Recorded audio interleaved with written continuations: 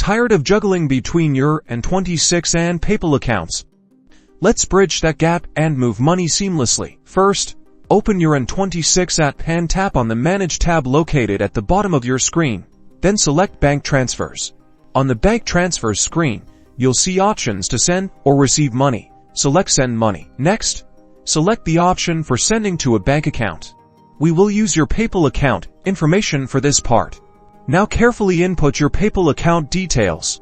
You'll need the recipient's name, which could be your own if it's your PayPal account, as well as your PayPal account's IBAN and BIC code. You can find your PayPal account's IBAN and BIC within your PayPal account settings on the PayPal website.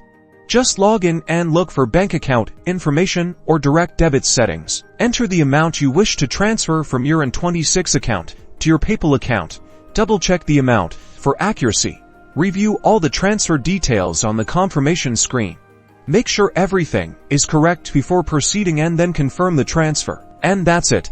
You've successfully transferred money from your N26 account to your PayPal account. The transfer might take a few business days to fully process.